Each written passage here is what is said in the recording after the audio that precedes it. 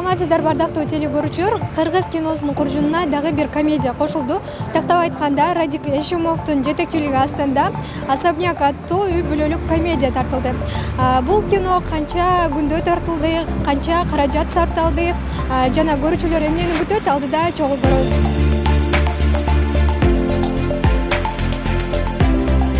Жок көрсөтүү башталардан мурда тасманы көрүүгө келгендерге мына минтип жандуу музыкалар тартууланды.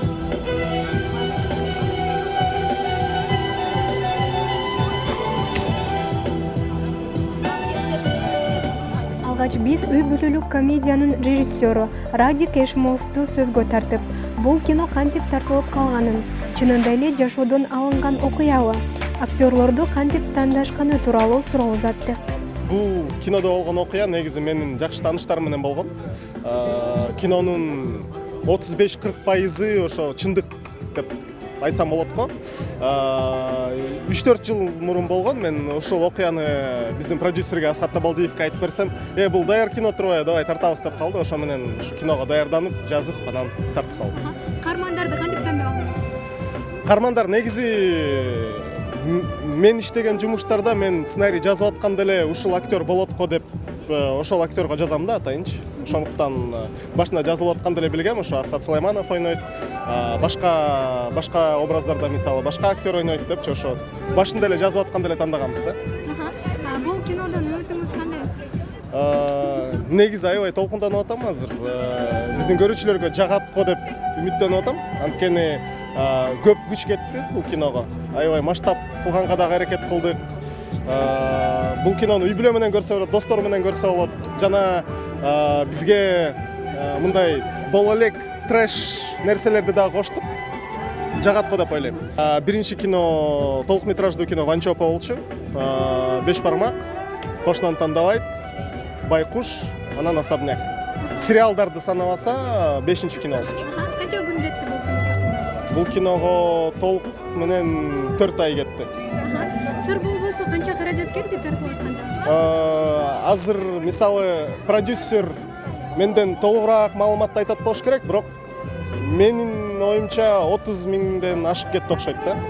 Бул маркетингди санабаганда.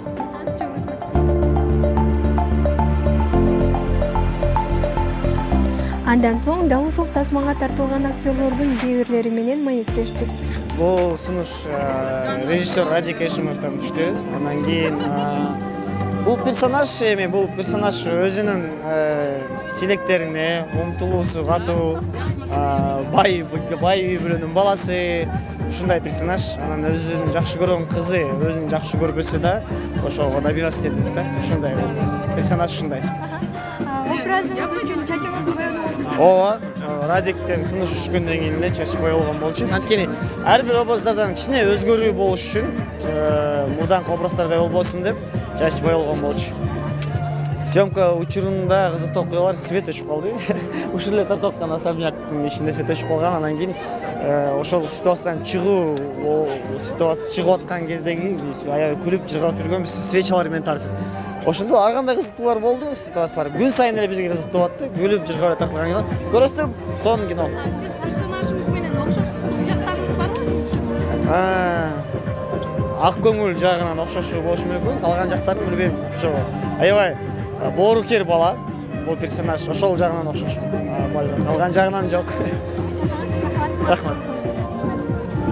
Жашоомдо бул комедия болгонуна байланыштуу жашоомдо бир аз окшоштук деле анча деле жок, бирок деген жашоодогудай эле аял болуп атат. Анан баягы элдерди күлдүрөлү деген сыяктуу жактар кино комедия, жанр комедия болгонуна жараша ошондой болду окшойт. Менин образым эми кандай десем, эртең кызыбызды күйөөгө турмушка берсек, жакшы жашаса, бирок берилсек дагы кандай үй бүлөгө бай, ушундай особняктуу үйдө анан атаандашып биз дагы ушу особнякта жашайбыз деген сыяктанган бир образдагы аялдын образы болуп калды.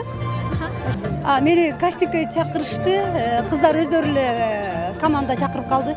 Ошондон улам ушул ролдун аткарып калдым. Бир ролго туура келген окшойм. Режиссер менен ошо продюсер ошо кино ээлеринин табитинде. Ошого түшүп бериңиз деди. Бир эпизоддук ролик экен. 1-2-3 эпизод бар экен. Ошого түшүп бердим. Анан барын деле билбейм. Мындай толук эмне жөнүндө кино экенин, мындай жалпы жонунан эле особняк жөнүндө ошо особняктын ээси экенмин, генерал экенмин. Ошону билем. Анан башка окуялар эмне болгонун деле билбейм. Ошону мага алар айтышкан деле жок. Мага берген тапшырмасын, задачасын бердим. Мен ошону аткарып бердим. Анан бүгүн ошо толук эмне деген киного түштүм экен деп келгендеги кербесим. Особняк тасмасынын жабык көрсөтүүсүнө эстрада жылдыздарынан баштап блогер мушкерлерге чейин келип каткыра жер жазып кетишти.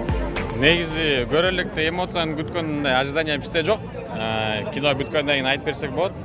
Бирок трейлер боюнча көргөн болсок, более мындай европейский вариант болуп тартылыптыр. Ошон үчүн бир жактан күлкү жактан болсо дагы и маанилүү таасир бере турган кино болот го деп ойлойм. Билбейм, мен негедир комедия күтүп жатам. Трейлерди көргөндөн кийин мындай тамашалар күлкүмүштүү. Билесиздер го, Кыргызстанда мындай комедиялар аябай кандай айтсам, распространенный, что ли? Ошо комедия күтөм. Акыркы жолу экөөңүздөргө чогуу мындай сунуш түштү эле ушул киного тартылып? Акыркы жолу сунуш түшкөн. Анан кийин режиссер байкеси жоголуп кеткен. Ооба, экөөбүзгө бирдей сунуш түшүп, биз макул болуп, Аны убакыт өткөндөн кийин эле эмнегедир режиссерибиз жоголуп кетти. Ошо режиссер салам алейкум кайда. Дагы тартууга даярсыздарбы? Ооба. Бирок негизи бир аз актерлук чеберчилигибизди бир аз көтөрүп туруп, анан мындан да бийик кинолорго катышканга аракет кылабыз. Ошондуктан бизди көрүп колдоп таштап тургула.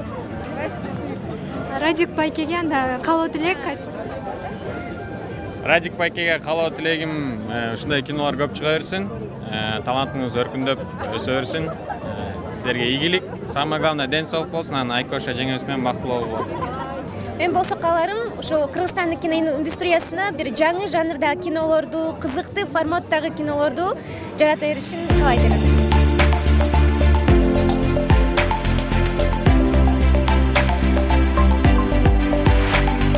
Жыйынтыктап айтканда, тасма күлкү шаңга, кызыктуу окуяларга бай экендигин далилдеди десек болот. Особняк комедиясы 20 апрелден баштап өлкөбүздүн бардык кинотеатрларынан көрсөтүлөт.